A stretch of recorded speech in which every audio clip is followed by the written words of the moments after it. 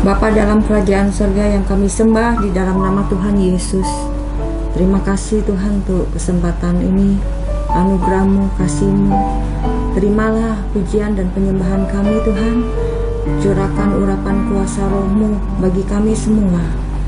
Dan juga Tuhan, berkati kami semua dengan kebenaran firman-Mu. Biar kami semakin hari semakin menangkap isi hati-Mu. Kami semakin melakukan kehendak-Mu Tuhan dalam hidup kami, taat akan firman-Mu, dan terima kasih Tuhan untuk penyertaan-Mu dan kasih-Mu dalam hidup kami. Di dalam nama Tuhan Yesus kami berdoa dan mengucap syukur. Amin.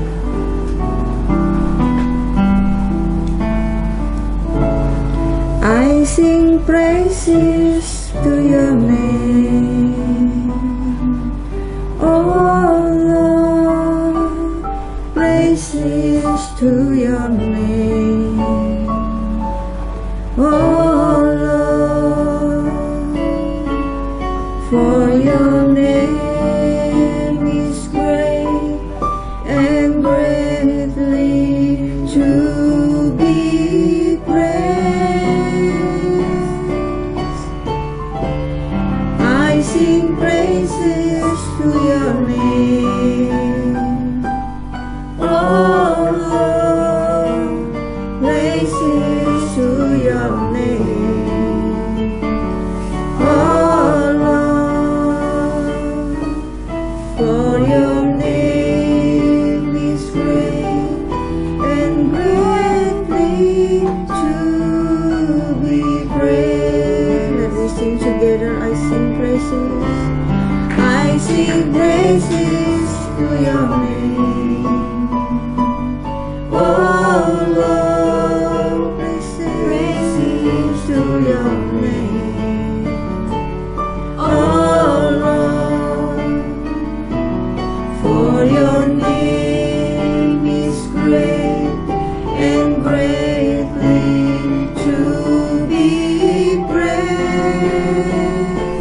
Thank you, Lord. I sing praises to your name, oh Lord, praises to your name, oh Lord, for your name is great and greatly to be praised. I sing praises to your name. We love you, Lord. Oh, Lord. Praises to your name. We love your name, Jesus. Oh, Lord. For your name is great and greatly to be praised. I sing praises to your name, oh Lord, praises to your name, oh Lord, for your name is great and greatly to be praised.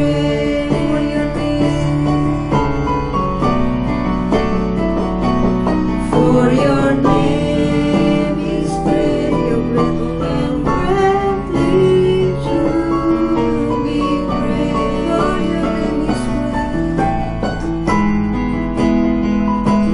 For your name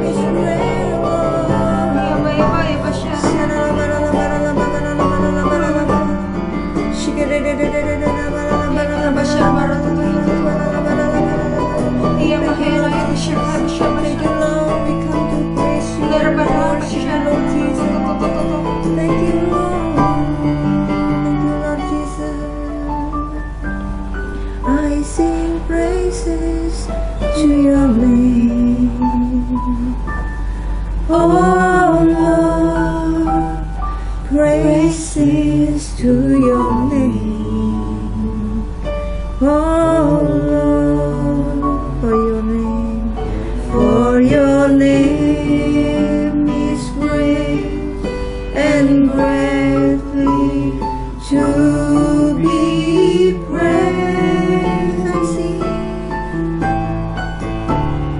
I sing praises to your name, oh Lord, praises to your name, oh Lord, for your name is great and greatly to be praised. We give thank you for your Jesus, for your blessing and love unending in our lives, Jesus. Thank you, Lord.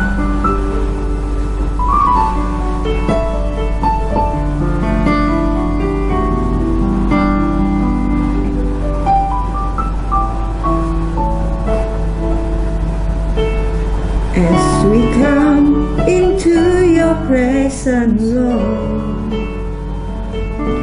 lifting our heart as one, and with one voice we sing, promise to be faithful till the end, forever love you, our God. As for me and my house, we will serve you, Lord, together forever. We will love you more. Your love is higher than the heavens, leading us as one. Great is your unfailing love. Thank you, Lord Jesus, as we come into your presence. As we come into your presence, Lord, amen, lifting our heart as one, and with one voice we sing, amen, promise to be faithful till the end, forever love you, our God. As for me and my house, we will serve you, Lord, together forever. We will love you more. Your love is higher than the heavens, leading us as one. Great is your unfailing love. As for me and my house, we will serve you. Thank you, Lord Jesus. Together forever, we will love you more. Your love is higher than the heavens, leading us as one. Great is your unfailing love.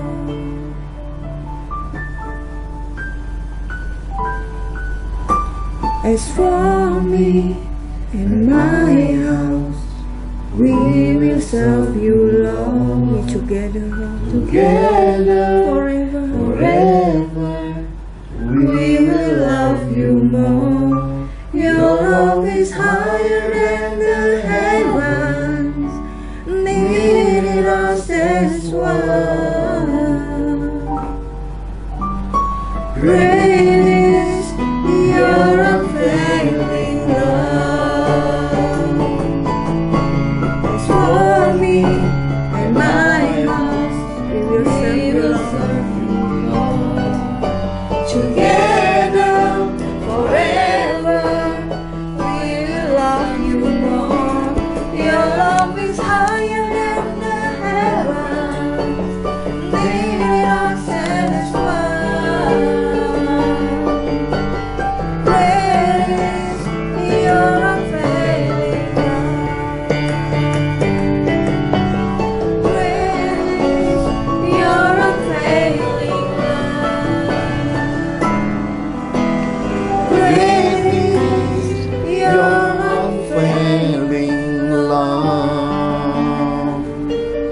Bersyukur kami atas kasih-Mu. Kau turun dari sorga, datang untuk menebus isi dunia ini. Kau pimpin kami jadi guru, master, rabi, sahabat, Tuhan dan juru selamat dalam kehidupan ini. Engkau jalan, Kau kebenaran dan hidup yang menuju kepada sorga, pencipta semesta alam. Terima kasih Tuhan. Kau pembimbing hidup kami, Kau mentor hidup kami, Engkau pegangan hidup kami. Berkati kami semua di dalam kebenaran firman-Mu. Curahkan roh hikmat, pengertian, pengenalan yang benar akan Kau di tengah-tengah kami. Berkati kami semua di dalam nama Tuhan Yesus. Kami telah berdoa dan mengucap syukur. Mari semua kita yang cinta Tuhan Yesus sama-sama katakan amin. Shalom Bapak Ibu terkasih di dalam Tuhan. Hari ini kita masuki bagian kelima dari serial pengajaran keluarga. Hari ini tema kita adalah kehadiran mentor dan kehadiran Tuhan dalam keluarga. Bapak Ibu terkasih di dalam Tuhan, minggu lalu kita melihat sisi kehidupan keluarga dalam dimensi uang. Uang bisa jadi berkat atau uang bisa jadi kutuk, dan uang bisa jadi Tuhan dan bisa menghancurkan keluarga. Tetapi hari ini di dalam kisah yang sama, mari kita baca kembali apa yang sudah dinyatakan di minggu lalu di dalam kebenaran firman Tuhan. Yohanes 2 ayat 1 sampai yang ke-11. Yohanes 2 ayat 1 sampai 11. Beginilah firman Tuhan. Pada hari ketiga ada perkawinan di Kana yang di Galilea, dan ibu Yesus ada di situ. Yesus dan murid-muridnya diundang juga ke perkawinan itu. Ketika mereka kekurangan anggur, ibu Yesus berkata kepadanya, "Mereka kehabisan anggur." Kata Yesus kepadanya, "Mau apakah engkau daripadaku, ibu? Saatku belum tiba." Tapi ibu Yesus berkata kepada pelayan-pelayan, "Apa yang dikatakan kepadamu, buatlah itu." Di situ ada 6 tempayan yang disediakan untuk membasuhan menurut adat orang Yahudi. Masing-masing isinya 2-3 buyung. Yesus berkata kepada pelayan-pelayan itu, "Isilah tempayan-tempayan itu penuh dengan air." Dan mereka pun mengisinya sampai penuh. Lalu kata Yesus kepada mereka, "Sekarang cedoklah dan bawalah kepada pemimpin pesta." Lalu mereka pun membawanya. Setelah pemimpin pesta itu mengecap air yang telah menjadi anggur itu, dan ia tidak tahu dari mana datangnya, tetapi pelayan-pelayan yang mencedok air itu mengetahuinya. Ia memanggil mempelai laki-laki dan berkata kepadanya, "Setiap orang menghidangkan anggur yang baik dahulu, dan sesudah orang puas minum, barulah yang kurang baik. Akan tetapi engkau menyimpan anggur yang baik sampai sekarang." Hal itu dibuat Yesus di Kana yang di Galilea, sebagai yang pertama dari tanda-tandanya, dan dengan itu ia telah menyatakan kemuliaannya, dan murid-muridnya percaya kepadanya. Amin. Amin. Jadi Bapak Ibu terkasih di dalam Tuhan, jelas sekali kitab suci berkata bahwa kedua mempelai, sepasang suami istri yang hari pertama menuju bahtera keluarga hidup mereka kekurangan anggur. Dan di dalam acara itu hadir Maria, ibu Yesus. Maria ini bukan wanita sembarangan. Dia adalah seorang figur wanita yang terhormat. Karena kalau kita belajar tradisi kehidupan, tidak usah belajar jauh ke Israel lah. Belajar dari kehidupan yang ada di pelosok Nusantara Indonesia. Apabila terjadi acara perkawinan di suatu desa atau di suatu perkampungan atau di dalam suatu komunitas hidup, biasanya orang-orang yang dituakan, yang disegani, yang dikenal baik oleh masyarakat, mereka mengambil peran penting. Nah, dalam hal ini Maria ibu Yesus hadir dan memperhatikan keadaan keperluan konsumsi perkawinan itu, hingga ketika anggur itu habis, pelayan datang kepada Maria ibu Yesus. Kenapa dia tidak datang kemana-mana? Ini kan kita bisa paham bahwa Maria adalah seorang figur wanita, seorang figur mama, seorang figur ibu yang bukan satu kebetulan juga selain menjadi tokoh masyarakat. Pada acara itu Yesus hadir bersama murid-muridnya. Ada suatu keadaan yang terjadi dan ini akan menjadi hal yang luar biasa karena Injil mencatat dan mengenangnya sebagai hari permulaan, hari perdana Yesus mengadakan mukjizat. Maria merupakan mentor dari kedua mempelai. Maria adalah penolong bagi kedua mempelai. Keluarga yang hari pertama mengalami kekurangan anggur ini tiba-tiba ditolong Maria. Pertolongan ini bukan pertolongan biasa, karena Maria selain hadir sebagai sisi seorang mentor, selain sebagai tokoh masyarakat, dia juga hadir sebagai jembatan kuasa Tuhan. Jadi mentor rohani ini memang diperlukan di dalam kehidupan berkeluarga. Kenapa mentor rohani ini diperlukan? Karena kita tahu bahwa ketika anggur kekurangan, pelayan datang kepada Maria, kemudian Maria datang pada Yesus.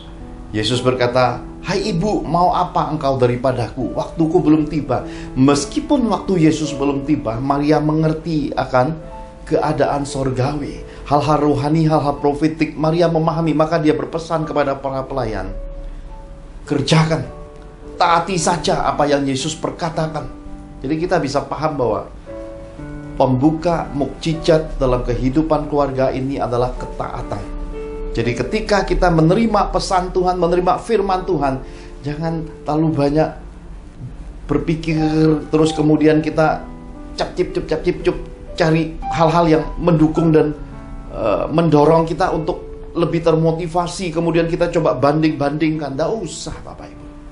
Karena keadaan hidup di dalam kekristenan ini, saya sudah pesankan berkali-kali, kenali mentor rohanimu, bobot bibit bebetnya, kenali kehidupan hamba Tuhan, kenali orang yang ada di sekitar hidupmu, komunitas rohanimu, kenali bobot bibit bebetnya. Supaya apa?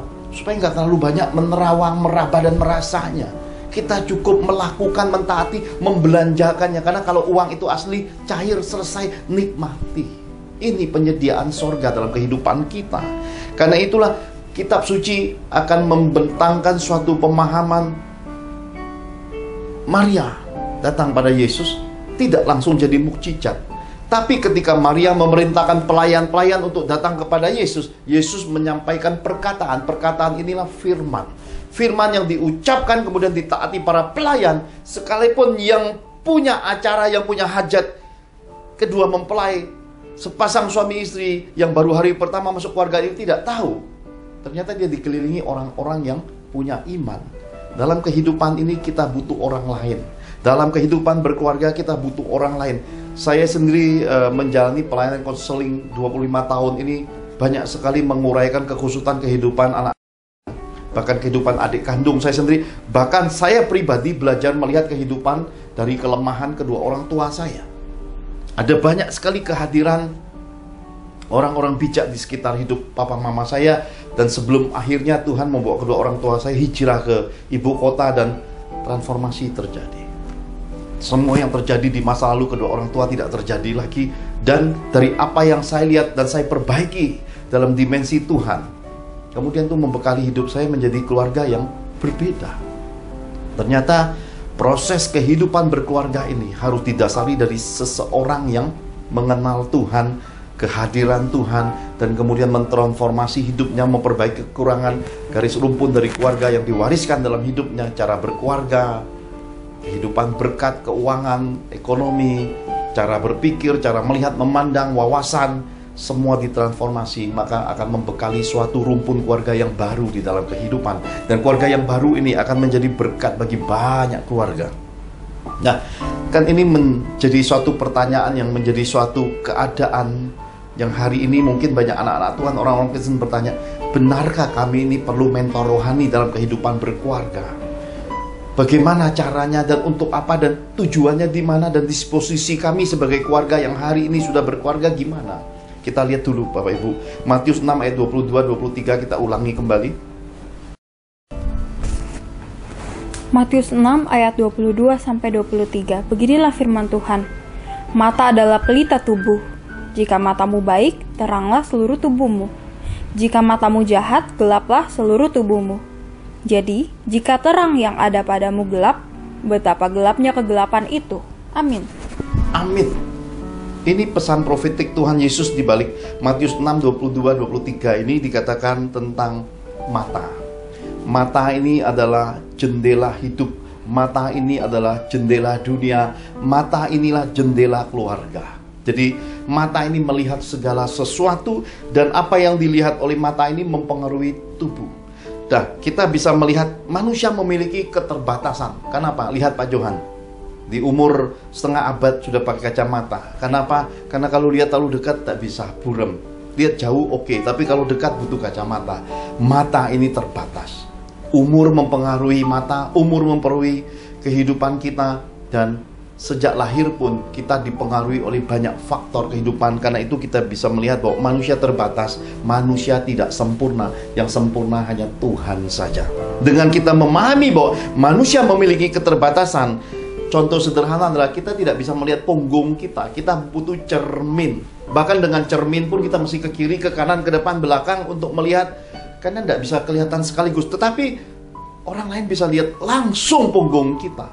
Dalam kehidupan ini orang lain bisa langsung memberitahukan, di belakang punggungmu ada lebah, di belakang punggungmu ada lintah, di belakang punggungmu ada kotoran, awas baju belakang punggungmu kena debu. Orang lain bisa memberitahukan kita hal-hal yang terluput di balik keterbatasan kita. Jadi oleh karena itulah Yesus pesankan mengapa kita butuh mentor rohani dalam kehidupan berkeluarga, supaya hal-hal yang di balik punggung di mana keterbatasan kita ini ada orang-orang yang mengasihi kita, orang-orang yang peduli pada kita, orang-orang kita kenal baik bobot bebet hidup mereka, orang-orang yang terpuji ini bisa menolong kita, terutama di saat-saat kesesakan, di mana proses-proses menuju kepada ujian kenaikan tingkat kehidupan kita menang selalu. Karena setiap kali ujian yang tidak berhasil harus akan remedial, akan mengulang. Jadi sekali lagi saya pesankan sesuai dengan pernyataan Roh ini, setiap ujian berkeluarga apabila tidak lulus akan mengalami remedial, akan diulang terus. Karena itulah pertengkaran itu terjadinya berulang-ulang karena tidak pernah dimenangkan. Kalau pertengkaran sudah dimenangkan, urusannya selesai. Karena manusia ini terbatas. Contohnya Bu Angel aja, Bapak Ibu terkasih di dalam Tuhan. Kita ukur skala kehidupan, nggak usah jauh-jauh lah. Istri saya Bu Angel. Kira-kira 10 tahun yang lalu saya berkata, Bu Angel, tolong ini berkas-berkas dokumen satu tumpuk ya. Iya Pak. Beres ya. Makanya dia pakai cap jempol ya. Makanya sambal merek yang paling enak itu cap jempol. Karena itu oke. Ketika 2 tahun kemudian saya perlu diperiksa lagi, berceceran, hilang. Kemudian kita cari lagi berkas dilengkapi. Oke, selesai. Kemudian 2 tahun kemudian hilang lagi. Hilang lagi, hilang lagi. Ini menjadi suatu pemahaman bahwa di dalam kehidupan ini, bahkan seorang istri saya Bu Angel saja punya keterbatasan. Kenapa? Karena dia tidak pintar di dalam dunia administrasi. Jadi tidak boleh membebankan seorang istri dengan kelemahannya kemudian menghukumnya, kemudian menekannya. Kita hanya sebatas bisa menghimbau, mengajarkannya pemahaman ini berharga. Jangan sampai dalam kehidupan ini apa yang menjadi batasan kita, kita lengah sendiri. Karena hidup ini sekalipun sudah ditopang, sudah ditolong oleh banyak orang, kita harus belajar mandiri mengatasi kelemahan dan kesusahan hidup kita. Demikian juga ketika dalam kehidupan berkeluarga kita diberi mentor. Bukan serta-merta ada apa-apa ke mentor, sedikit-sedikit ke mentor, sedikit-sedikit ngadu, minta didoakan. Itu keliru. Kenapa? Karena itu tidak mendewasakan kehidupan berkeluarga. Yang benar adalah sekali waktu kita harus belajar mandiri. Dan ketika segala sesuatu sudah tidak bisa, kita harus cepat datang. Jadi kita harus menakar dan mengukur kehidupan kita. Karena itulah Bu Angel punya laci sendiri sekarang. Jadi di lemari-lemarinya dia sudah susun, buang sedikit uang untuk menata dokumen, akan lebih baik ya. Karena itu saya berkata dalam kehidupan ini, hidup ini harus saling melengkapi. Tidak bisa segala sesuatu di dalam kehidupan ini kita paksakan atau kita keluarkan dengan dominannya. Karena itulah di dalam kehidupan berkeluarga, seringkali persoalan utamanya adalah dominan. Suami keras kepala, arogan, pemarah, nggak mau tahu, dan kalau ngomong kasar sekali.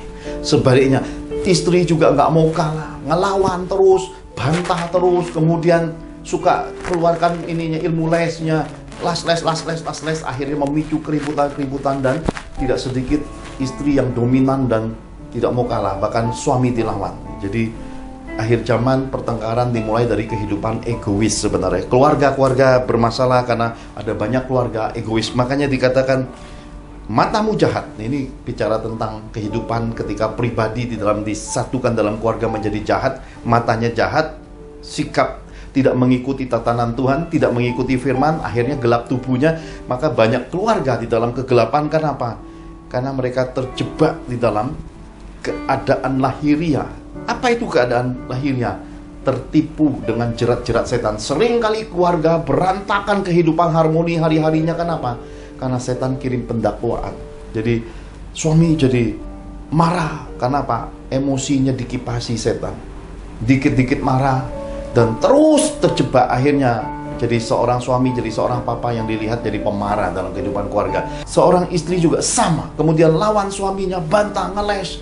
Lama-lama akhirnya dia mengikuti sertakan anaknya untuk melawan suaminya. Akhirnya di dalam rumah tangga, ya, setan yang menang. Setan yang dimuliakan di balik setiap pertengkaran keluarga. Dikatakan lagi sikap mudah curiga. Keluarga-keluarga yang dalam kecurigaan, cemburu tidak habis-habisan. Cemburu tidak ada habis-habisnya. Keluarga yang terjebak di dalam kesempitan melihat, kesempitan berpikir, hati yang menciut, gelap tubuhnya. Istri mau ke sini, gak boleh. Ya. Suami mau ke sini, gak boleh. Ya sudah, saudaraku, bikin aja kerangkeng, hidup aja berdua di sana ya. Karena hidup ini kalau tidak ada kemerdekaannya bukan hidup. Hidup dalam perkawinan, hidup berkeluarga kalau tidak ada rasa kepercayaannya, ya tidak ada manfaatnya. Karena itulah jangan sampai dalam kehidupan ini kita sudah tahu polemik complicatednya berkeluarga. Seorang suami masih simpan banyak handphone.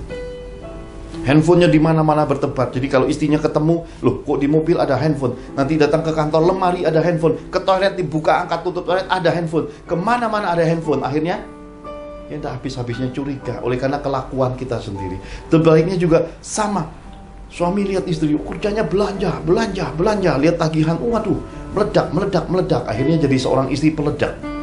Suaminya sedikit-sedikit marah, akhirnya marahnya urusan duit. Kemudian isinya polemik keluarga ributnya itu nggak jauh dari duit. Akhirnya Tuhannya itu mamon.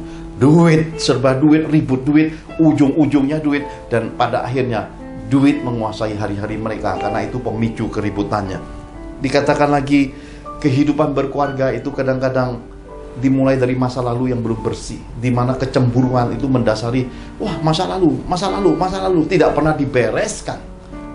Konseling pranikah nggak pernah tuntas, perjalanan suami istri berkeluarga nggak pernah selesai. Akhirnya rekam jejak masa lalunya ngikuti setan pendakwa, setan penghasut, setan pemecah belah, ngikuti hubungan suami istri, ngikuti hubungan keluarga. Akhirnya isinya ribut, urusan orang ribut, orang senyum ribut, orang melihat dari ribut, orang makan ribut, dekat ribut, jauh ribut. Ada siapapun di dalam kehidupan suami istri seperti keluarga seperti ribut, tidak ada selesai-selesainya. Dunia kok begitu kecilnya, kok dunia begitu gelapnya, hingga pada akhirnya suami istri ini merasa hidup ini, perkawinan ini bukan surga tapi neraka. Nah, seperti ini ada yang tidak selesai. Mereka butuh mentor yang menyelesaikan masa lalunya yang pahit, menghancurkan semua celah-celah dan menutupnya semua celah-celah di balik roh-roh jahat yang menguasai, roh-roh jahat yang menyerang, roh-roh jahat yang mengintimidasi. Mereka butuh mentor rohani yang menunjukkan bahwa kehidupan berkeluarga ini ada sorga. Sorga berkeluarga selagi hidup di bumi. Sorga berkeluarga selagi kita mau menemu dan mengenal dan mencapai apa yang Tuhan Yesus janjikan di dalam kehidupan ini. Karena itulah Bapak Ibu terkasih di dalam Tuhan, jelas dari firman Tuhan Yesus dikatakan kita perlu pembimbing, kita perlu penolong, kita perlu jembatan, kita perlu seorang mentor rohani dalam kehidupan berkeluarga. Berikutnya kita lihat Amsal 16 ayat 23-24. Amsal 16 ayat 23 dan 24, demikian firman Tuhan. Hati orang bijak menjadikan mulutnya berakal budi, dan menjadikan bibirnya lebih dapat meyakinkan. Perkataan yang menyenangkan adalah seperti sarang madu, manis bagi hati dan obat bagi tulang-tulang. Amin. Amin. Pernyataan dan nasihat secara profetik yang Salomo tuliskan di dalam kitab Amsal 16 ayat 23-24 ini juga mengandung pemahaman kehadiran mentor rohani dalam kehidupan berkeluarga. Baik anak-anak muda dipersiapkan untuk berkeluarga, maupun pasangan muda dalam kehidupan berkeluarga, ataupun orang yang sudah berkeluarga belum mencapai kehidupan bahagia dan keluarganya belum mengalami pencurahan berkat dari Tuhan. Kita perlu mentor-mentor rohani. Kita mesti cari dan temukan apa yang sudah ditetapkan Tuhan ini. Mari kita lihat sama-sama pemahaman dari Roh Kudus. Proses berkeluarga perlu solusi. Dan kitab suci pesankan kita butuh nasihat orang bijak. Nasihat orang bijak hanya ada pada mentor yang bijaksana. Mentor bijaksana adalah mentor yang memang kehidupan berkeluarganya sudah terpuji, dan benar-benar kita tahu bobot bibit bebetnya, kita lihat buah hidupnya, kita lihat anak-anaknya, kita lihat garis keturunannya. Kemudian dikatakan perlu tuntunan kata bijak. Dan kata-kata bijak hanya ada pada mentor-mentor rohani yang berakal budi. Ketika kita dimentor oleh orang-orang yang berakal budi, kita bergaul dengan mereka, akal budi kita terasah dan kita juga mengalami yang namanya impartasi, peningkatan pemahaman akal budi. Dengan demikian kita bisa melihat kehidupan berkeluarga berbeda, lebih luas, sudut pandang yang berbeda, cara melihat, cara mengambil keputusan, menguraikan kekusutan dan menyelesaikan persoalan keluarga. Itu demikian jadi berkatnya. Jadi kita perlu mentor rohani. Dikatakan lagi bahwa solusi persoalan keluarga seperti sarang madu. Ini keren sekali.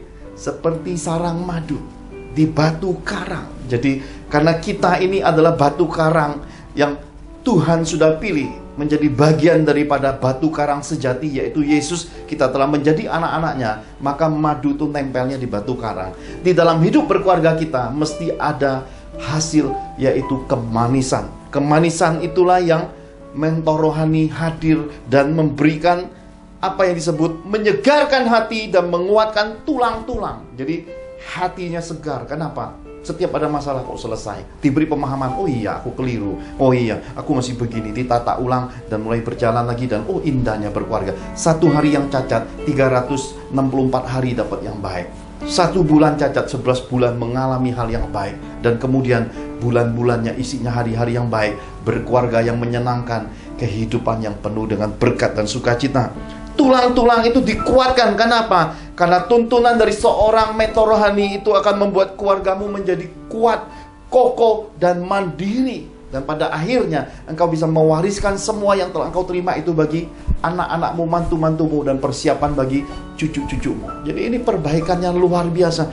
Jadi dari dua hal ini kita bisa tahu dengan pasti bahwa bukan suatu kebetulan perkawinan di Kana ini menceritakan tentang peran seorang Maria dan kemudian kehadiran Yesus. Baik sisi manusia kita perlu orang yang menolong, sisi Tuhan Yesus, sisi dimensi Roh Kudus kita perlu orang-orang yang diurapi, yang menghadirkan jawaban Tuhan, solusi Tuhan, mukjizat Tuhan. Kita perlukan dimensi Maria, dimensi Tuhan Yesus, kita perlukan hadir di dalam kehidupan kita berkeluarga. Karena seringkali mentor-mentor rohani yang terpuji, yang teruji, yang bobot bibit bebetnya berkenan di hadapan Tuhan, mereka diam-diam melakukan sesuatu dalam kehidupan berkeluarga. Mereka menopang kau di dalam doa, mereka menopang keluargamu di dalam doa.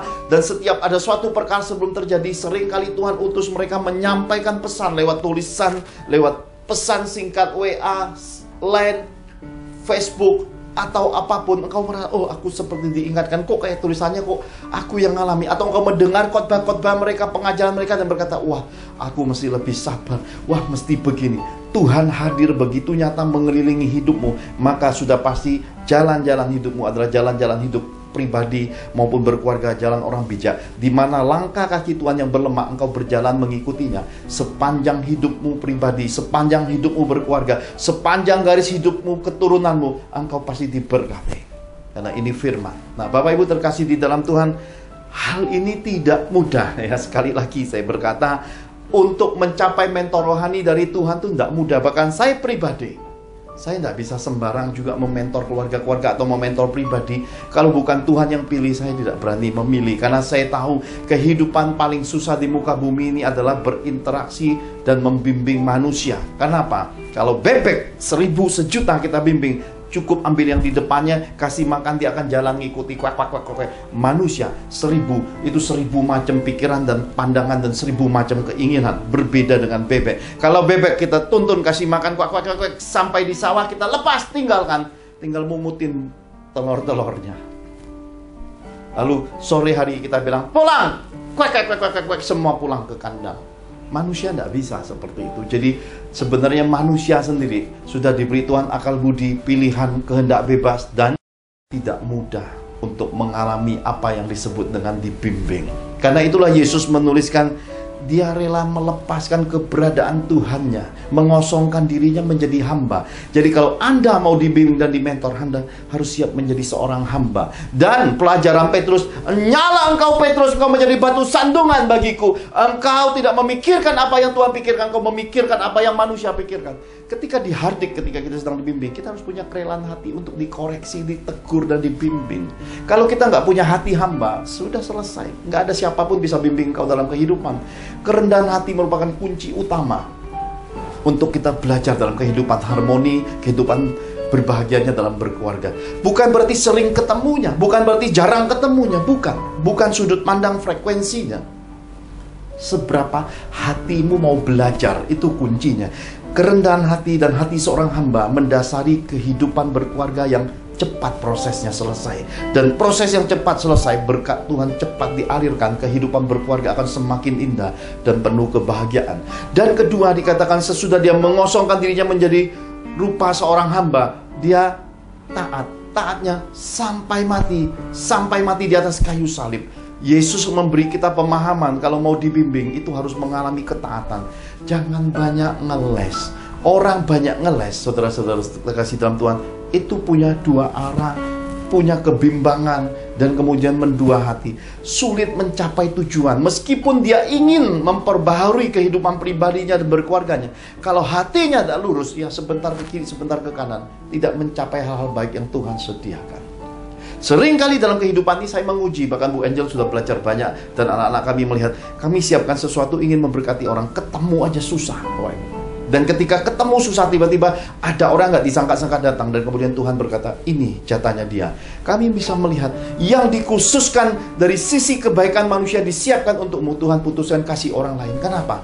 Karena engkau tidak punya hati yang taat, hatimu tidak lurus, hatimu tidak mau dibentuk, hatimu tidak mau dengar-dengaran akan suara Tuhan. Ini menjadi suatu celah, hambatan, penghalang perubahan hidupmu. Engkau menghambat kreasi roh untuk membawa engkau masuk pada ciptaan yang baru. Dan engkau juga menghalangi berkat-berkat penyediaan Tuhan masuk dalam hidupmu. Butuh hati yang taat, hati yang lurus di dalam kehidupan ini. Sehingga ketika engkau berubah, jangan kejar suamimu untuk berubah, jangan kejar istrimu untuk berubah. Harus dimulai dari seseorang yang mendengar suara Tuhan. Engkau berubah, baik engkau di posisi suami, baik engkau di posisi istri, engkau berubah, keluargamu pasti diubahkan. Karena satu orang berubah, seisi perubahan dan berkat dan mukjizat Tuhan pasti terjadi dalam kehidupan mereka. Dan keluarga mereka pasti diubahkan dan pasti diberkati Tuhan. Nah, saya ingin menyampaikan pemahaman roh yang roh ajarkan kepada saya tentang ada sekitar beberapa sisi. Mengapakah mentor rohani itu sudah ada sejak apa yang digambarkan dalam kitab suci. Dan ini sebenarnya tanpa kita paham, sering kita baca, hanya pengertiannya tertutup. Dan sekarang mari kita belajar secara sederhana untuk melihat kehadiran mentor rohani sejak perjanjian lama sampai dimensi perjanjian baru. Yang pertama, Tuhan menyatakan contoh dengan pengantaranya, yaitu orang yang karib dengannya. Jadi ketika Musa hendak membuat tabut Allah, tempat meletakkan loh-loh batu hukum-hukum Tuhan, itu kitab suci berkata di dalam Keluaran 25 ayat 40, dan ingatlah bahwa engkau membuat semua itu menurut contoh yang telah ditunjukkan kepadamu di atas gunung itu. Ada contohnya, ada parameternya, ada keteladannya. Jadi Musa merupakan mentor rohani bagi bangsa Israel. Musa mengajarkan hukum-hukum Tuhan. Kalau bait Allah itu kehendak Tuhan, berkeluarga juga kehendak Tuhan. Maka di dalam kitab Kejadian dikatakan mereka akan bersatu. Seorang laki-laki meninggalkan ayah ibunya, bersatu dengan istrinya, keduanya telanjang dan tidak menjadi malu. Sudah ada dasarnya. Keterbukaan berkeluarga, kejujuran, dan mereka tidak menyimpan dosa. Karena yang membuat malu, yang membuat gengsi susah hancur itu adalah perbuatan dosa yang disimpan. Perbuatan dosa yang disimpan semakin lama semakin bertumpuk. Egois makin tinggi, gengsi makin tinggi, makin lama untuk pertobatannya. Jadi seseorang yang sadar akan suara Tuhan ini harus melepaskan gengsi, kekerasannya, dan harus membiarkan Tuhan membongkar semua timbunan dosa itu. Dan engkau akan tahu ketika kelegaan hidup masuk, betapa indahnya hidup merdeka, betapa hidup berkeluarga tanpa ada rasa malu, tanpa menyimpan dosa lagi, kebahagiaan di depan mata. Sebab kebahagiaanmu bukan keliling banyaknya wanita simpanan. Seorang istri sudah cukup bagimu. Sebab kebahagiaan hidup ini bukan karena nyimpan bond atau terus ngambil uang suami dan belanja. Tidak ada kebahagiaan di balik hal-hal gitu. Kebahagiaanmu adalah melayani suamimu, melayani anak-anakmu. Demikian juga anak-anak, kebahagiaan bukan ada di luar rumah. Oleh karena kau tidak melihat contoh pada papa mama, kau keliling-keliling, kau cari kasih eros, kau cari lawan jenis, kau cari kasih sesama. Dari satu, pindah satu, rubah satu, putus sambung, akhirnya kau menjadi budak cinta. Tidak ada kebahagiaan di balik semua itu, semakin melukai hatimu, batinmu makin tersiksa. Cari Tuhan, kenali Tuhan, capai kerajaan sorga Tuhan, perbaharui papa mama, sebab sorga ada di papa mamamu. Dengan doamu kau mengubah keluargamu. Haleluya. Jadi kita tahu bahwa Tuhan menyatakan dengan pengantaranya, yaitu mentor-mentor rohani, untuk kehendaknya dalam kehidupan berkeluarga yang ideal dan harmoni dan bahagia. Yang kedua, cara hidup berkeluarga para pemimpin rohani. Jadi para pemimpin rohani ini kita lihat cara hidupnya, cara berkeluarganya. Ibrani 13 ayat 7 berkata, ingatlah akan pemimpin-pemimpin kamu yang telah menyampaikan firman Allah kepadamu. Perhatikanlah akhir hidup mereka dan contohlah iman mereka. Kalau kita mau pelajari para pemimpin rohani, para mentor rohani di akhir hidup mereka, ya kita lihat apa? Yang kita lihat kehidupan suami istrinya lebih dulu. Indahnya kalau meninggalnya dalam perkenanan Tuhan. Indahnya kalau mereka mengakhiri hidupnya, meninggal dunia dalam sukacita kebahagiaan berkeluarga. Dan ketika mereka meninggal, kita lihat apa? Warisan hidupnya, anak-anak, mantu-mantunya, cucu. Akur atau enggak? Baik atau enggak hidup mereka? Dekat Tuhan apa enggak? Mengikuti jejak pendahulunya, orang tuanya apa enggak? Dengan demikian kita bisa tahu bahwa kita ini sedang dibimbing, dituntun secara benar, ataukah kita ini sedang dalam pembodohan rohani. Karena gini loh Bapak Ibu terkasih di dalam Tuhan, ahli-ahli Taurat, orang Farisi agamawi itu membebankan yang berat-berat kepada umat, sementara mereka tidak melakukan. Mereka pesta pora, hidup di dalam glamoritas dosa. Apa yang dunia tawarkan menjadi sama dengan mereka. Kita tidak boleh terjebak seperti itu. Lebih baik ikut Yesus. Meskipun kekurangan, perbekalan tidak cukup, ikut Yesus ada jaminan. Karena 5 roti 2 ikan di anak kecil itu bisa memberi makan cukup dalam hidup kita. Karena bersama Yesus ada jaminan hidup. Maka lebih baik mengejar pengenalan akan Tuhan. Kalau Tuhan sudah turunkan pengantarannya, para pemimpin, para mentor rohani, kita mesti sungguh-sungguh mengujinya, melihatnya dengan tepat. Apa? Bagaimana berkeluarganya, akhir hidupnya, dan warisan berkeluarga anak cucunya harus dilihat secara jelas. Kemudian yang ketiga, keluarga kudus milik Yesus. 2 Korintus 11 ayat 2 dan 3 berpesan kepada kita, sebab aku cemburu kepada kamu dengan cemburu ilahi, karena aku telah mempertunangkan kamu kepada satu laki-laki untuk membawa kamu sebagai perawan suci kepada Kristus. Tetapi aku takut kalau pikiran kamu disesatkan dari kesetiaan kamu yang sejati kepada Kristus, sama seperti Hawa diperdayakan oleh ular itu dengan kelicikannya. Berkeluarga itu harus mencapai kekudusan hidup. Dan mentor rohani hadir menyatakan kepada kita untuk berkeluarga itu terfokus memuliakan Tuhan.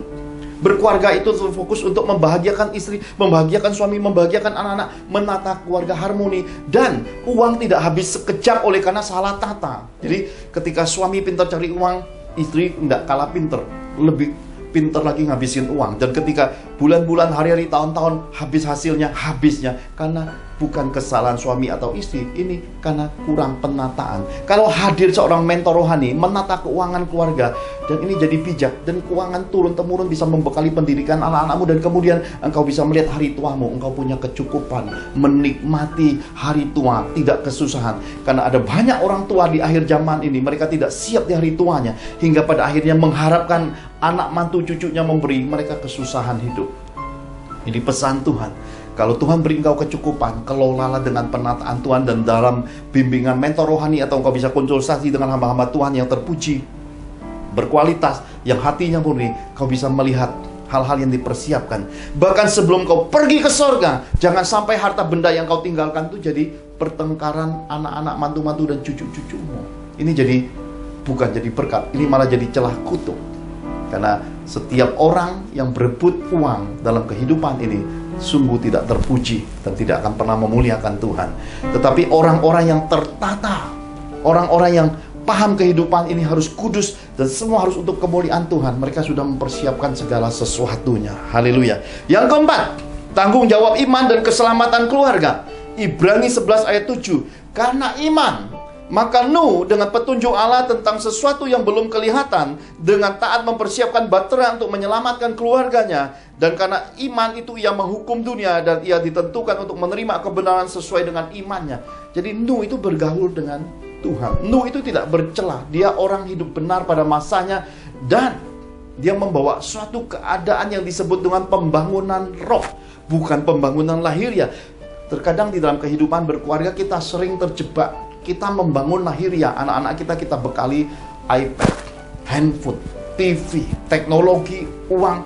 Kita bekali dengan yang lahiriah, semuanya berlebih-lebih hingga anak-anak kita tidak pernah kita ingat bahwa mereka perlu Tuhan. Kita tidak pernah mempersiapkan bangunan roh, tidak pernah memberi mereka pengenalan akan Tuhan, dan tidak pernah mendorong, tidak pernah mendukung mereka untuk mencari Tuhan. Pada akhirnya kita akan menemukan di akhir kehidupan anak-anak kita, di hari tua kita menuai, anak-anak tidak peduli dengan engkau lagi. Kenapa?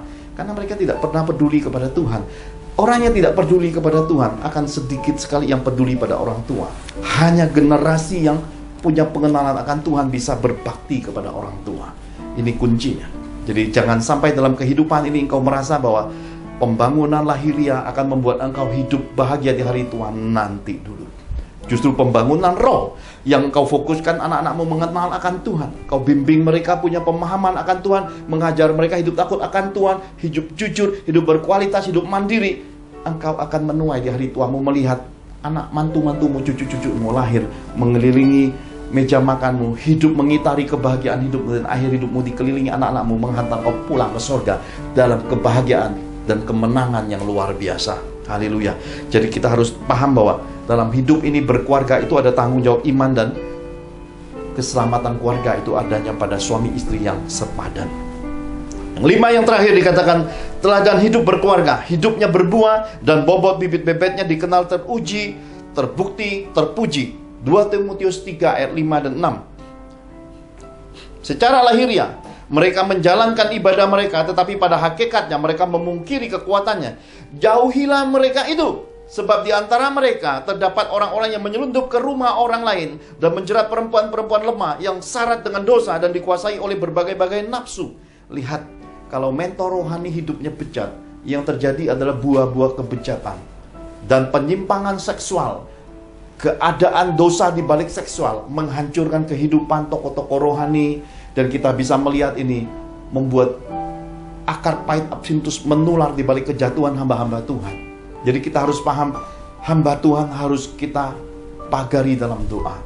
Hamba Tuhan juga harus kita cari yang bobot bibit bebetnya, yang berkeluarganya, yang keteladan hidupnya bisa kita percaya sepenuhnya. Karena di akhir zaman ini muncul nabi-nabi palsu, muncul gereja-gereja palsu, dan isinya menjerat. Dikatakan di sini adalah masuk ke rumah, dan isinya yang terjadi adalah menjerat perempuan-perempuan, dan isinya adalah perbuatan dosa. Dan kita tahu bahwa ini menghancurkan keluarga-keluarga yang ada. Perhatikan di dalam nubuatan yang lain dikatakan begini, Maliaki 2 ayat 13-15. Dan inilah yang kedua yang kamu lakukan, kamu menutupi mezbah Tuhan dengan air mata, dengan tangisan dan rintihan, oleh karena ia tidak lagi berpaling kepada persembahan dan tidak berkenan menerimanya dari tanganmu. Dan kamu bertanya, oleh karena apa? Oleh sebab Tuhan telah menjadi saksi antara engkau dan istri masa mudamu, yang kepadanya engkau telah tidak setia, padahal dialah teman sekutumu dan istri seperjanjianmu. Bukankah Allah yang esa menjadikan mereka daging dan roh? Dan apakah yang dikehendaki kesatuan itu? Keturunan ilahi. Jadi jagalah dirimu, dan janganlah orang tidak setia terhadap istri dari masa mudanya. Bapak Ibu terkasih di dalam Tuhan, jikalau seorang hamba Tuhan, baik ia figur hamba Tuhan pria ataupun hamba Tuhan wanita, kalau keluarganya berantakan, jangan harapkan ada hal baik dari apa yang mereka nasihatkan dalam hidupmu. Karena kitab suci berkata orang buta tidak bisa menuntun orang buta. Dan Nabi Maliaki mengingatkan kepada kita bahwa orang-orang yang tidak setia dalam kehidupan berkeluarga, meskipun sudah profesi hamba Tuhan, meskipun sudah jadi mentor rohani, yang kau selidiki ternyata banyak suami dan keliling-keliling suaminya nggak beres, dan ternyata hidupnya rajin bernubuat, rajin doakan orang berjam-jam, ternyata kehidupan keluarganya nggak beres. Bahkan mungkin suka main kedongdong, yaitu suka sama berondong. Itu lebih gawat lagi, gawat.com dari kehidupan penyesatan akhir zaman ini. Engkau tahu pasti Tuhan saja menolak mereka, tidak mengenal mereka. Bagaimana mungkin engkau bawa keluargamu untuk dibimbing, untuk dinasihatkan? Ini kan berarti sesuatu yang tersesat dan menuju kepada kebinasan dan kehancuran keluargamu. Harus diuji Bapak Ibu. Kenapa? Karena Tuhan berkata, persembahan mereka aja Tuhan tidak mau lagi, apalagi hidup mereka. Kenapa? Karena mereka mengeraskan hatinya untuk berontak. Mereka mengeraskan hatinya untuk curi kemuliaan Tuhan. Mereka lupa diri. Mereka mengira sepi, Tuhan membiarkan mereka terus berbuat dosa. Mereka mungkin berpikir dengan demikian, menghipnotis banyak anak-anak Tuhan dengan kehidupan rohani, gaya-gaya profetik, gaya-gaya nubuatan. Mereka berpikir ini ada tersedia upah. Justru pintu neraka makin terbuka lebar bagi orang-orang yang berprofesi hamba Tuhan, yang ternyata kehidupan berkeluarganya bermasalah di hadapan Tuhan. Ini Tuhan pesankan. Dan ini Tuhan ingatkan kepada umat Tuhan, hati-hati di dalam kehidupan mentor rohani. Kalau mentor rohani, kehidupan keluarganya nggak beres, tinggalkan. Kenapa? Karena ini akan menghancurkan hidupmu. Karena orang buta hanya akan membawa engkau masuk ke jurang, pelubang, dan kehancuran hidup. Ini Tuhan pesankan. Kenapa? Karena takaran segala sesuatu adalah kesetiaan dari istri masa muda. Alangkah baiknya kalau kita bisa menemukan mentor rohani, kehidupan berkeluarganya, suami istrinya langgeng, Bapak Ibu. Karena kekristenan ini perkawinan dikunci sampai maut memisahkan. Hanya maut yang bisa membuat pemisahan dalam kehidupan suami istri, yaitu cerai mati. Lihat KTP-nya, cerai hidup atau cerai mati. Kalau cerai hidup itu mesti diselidiki, ini di dalam Tuhan atau bukan. Kalau bukan di dalam Tuhan, selidiki kenapa penyebabnya. Kita harus bijaksana melihat segala sesuatu. Tapi kalau ini cerai mati, sudah jelas bahwa maut memisahkan suami istri. Mereka kita kaji lagi berapa lama sesudah suami meninggal, mereka baru berkeluarga lagi. Oh, ini orang-orang berintegritas. Semakin lama waktunya, minimal 7 tahun saya pernah sampaikan. Kalau suaminya mati atau istrinya mati 7 tahun kemudian dia baru berkeluarga, berarti dia orang yang berintegritas luar biasa. Menggenapi 7 hari penciptaan, 7 tahun mereka berkabung. Haleluya. Dan yang terakhir, Markus 10 ayat 11 dan 12. Lalu katanya kepada mereka, barang siapa menceraikan istrinya lalu kawin dengan perempuan lain, ia hidup dalam perzinahan terhadap istrinya itu. Dan jika si istri menceraikan suaminya dan kawin dengan laki-laki lain, ia berbuat zina. Nah, ini mentor rohani yang sudah kawin cerai adalah statusnya di hadapan Tuhan adalah hamba Tuhan, mentor rohani penjina. Bayangkan, seorang penjina di hadapan Tuhan menumpangkan tangan. Seorang penjina di hadapan Tuhan mengucapkan kata-kata profetik. Seorang penjina di hadapan Tuhan ingin memberikan solusi. Dirinya sendiri saja tidak beres. Dirinya sendiri saja nggak dapat solusi. Dirinya sendiri aja tidak terobati.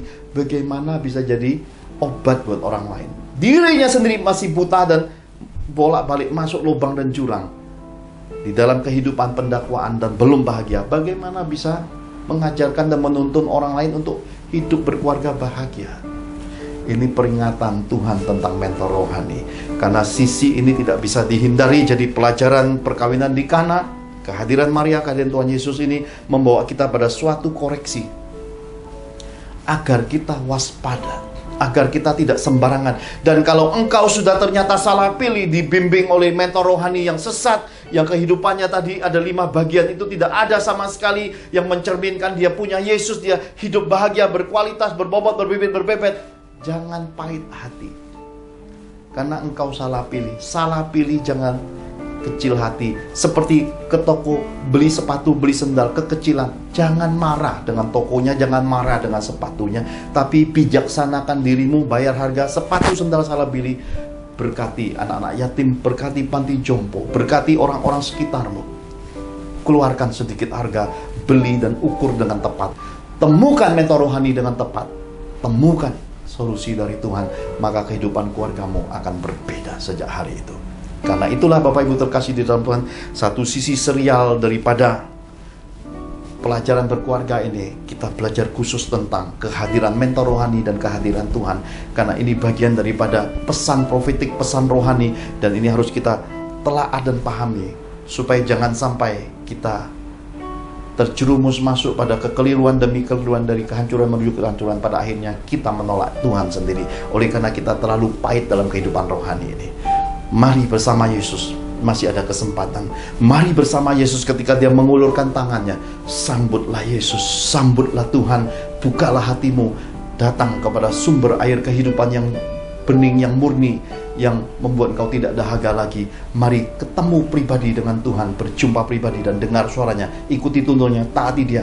Hidupmu pasti diubahkan, keluargamu pasti diubahkan, dan engkau beserta keluargamu pasti diberkati Tuhan. Haleluya. Mari kita akhiri ibadah ini, kita tutup dengan doa. Pastor William akan lepaskan doa berkat-berkat Bapa Surgawi. Mari kita angkat kedua tangan kita di hadapan Tuhan.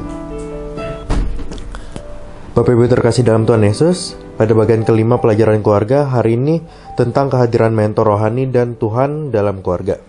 Firman Tuhan nyatakan kepada kita bahwa yang pertama, kehidupan pribadi manusia punya keterbatasan, maka kita butuhkan kehadiran mentor rohani, kita butuhkan kehadiran Tuhan dalam keluarga. Yang kedua, ketika seseorang terjebak dan terikat hal-hal lahiriah, maka perlu nasihat bijak, solusi, dan tuntunan Tuhan untuk bisa keluar dari kekusutan hidup berkeluarga yang tidak bahagia. Yang ketiga, oleh karena itu, keluarga yang memuliakan Tuhan pasti akan sangat mudah kita kenali. Yang keempat, Tuhan hadir di hidup berkeluarga mereka. Yang kelima, keluarga mereka dimentoring secara benar dan berbuah. Yang keenam, hidup berkeluarga penuh ketaatan kepada firman. Yang ketujuh, keluarga menjadi pendukung barisan depan atas pekerjaan Tuhan di muka bumi, dan hidup berkeluarga mereka penuh kemurahan. Bapak Ibu terkasih dalam Tuhan, mari kita tutup ibadah kita dengan doa sehati dan sepakat untuk menerima berkat-berkat Bapa Surgawi. Mari kita angkat kedua tangan kita di hadiratnya. Dalam nama Tuhan Yesus Kristus, terbukalah tingkap-tingkap langit, dicurahkan Tuhan bagi kita benih-benih kehidupan. Kita dilindunginya jauh dari penyakit, mara bahaya, dan jauh dari bencana kematian. Kita dipeliharanya, kita diberkatinya, semua janji Tuhan atas hidup kita pasti terpenuhi. Lumbung-lumbung perbekalan hidup kita diisi penuh dengan kebaikan, kemurahan, dan berbagai berkat kehidupan.